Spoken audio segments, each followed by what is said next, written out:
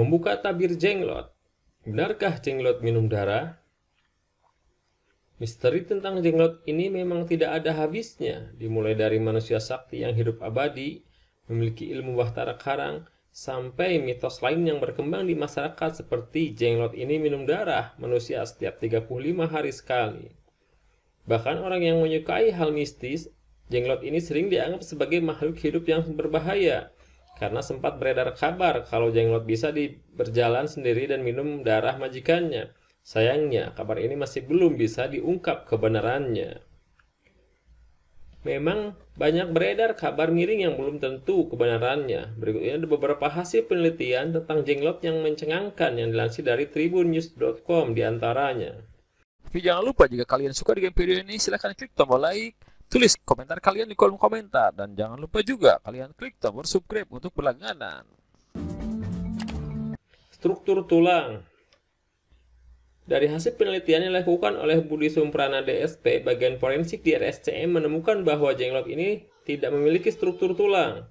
Dan hasil rontangan yang disaksikan oleh banyak wartawan, para medis, mahasiswa, ketika itu ternyata hanya menampilkan struktur menyerupai penyangga dari kepala hingga badan. Dari hasil penelitian yang dilakukan bisa kita simpulkan bahwa selain tidak memiliki struktur tulang yang lengkap, jenglot juga tidak ditemukan jaringan kuku dan 4 gigi. Dengan ini membantah bahwa anggapan bahwa jenglot adalah jelmaan manusia yang memiliki tulang seperti halnya manusia itu salah. Dan penelitian yang dilakukan ini juga membantah kalau jenglot ini merupakan jelmaan manusia yang berubah menjadi kecil. Minum darah. Banyak yang menganggap kalau jenglot ini minum darah.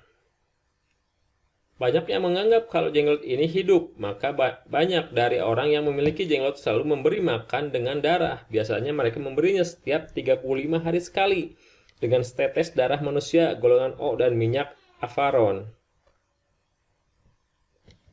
Jenglot hidup. Sebetulnya, jika masih ada yang menganggap jenglot itu hidup, berarti tidak membaca poin yang di atas. Hal ini sebenarnya juga telah terbantahkan dari penelitian yang dilakukan oleh Dr. Budi Pramono. Jika menurut paranormal, jenglot adalah penjelamaan dari para batara, yaitu orang sakti atau petapa yang hidup ribuan tahun lalu. Kamu bisa menjawabnya sendiri berdasarkan penelitian yang telah dilakukan oleh Dr. Budi. Menurut Dr. Budi, yang namanya makhluk hidup ini memerlukan makan dan bernapas, dan untuk melakukan itu, makhluk hidup harus memiliki struktur yang lengkap, dan jenglot tidak memilikinya. DNA jenglot. Poin terakhir akan membantah semua yang dipercaya paranormal dan para kolektor. Penelitian yang dilakukan oleh Jaja Surya merupakan seorang peneliti dari UI yang berkesempatan meneliti jenglot, menemukan bahwa contoh kulit jenglot memiliki karakteristik sebagai DNA manusia. Tetapi, hal ini masih belum bisa dibuktikan kalau jenglot ini merupakan manusia beneran, karena bisa saja penyelidikannya meleset karena sampelnya terkontaminasi seperti kulit jenglot yang pernah terpapar olesan darah manusia. Wallahu a'lam bishawab.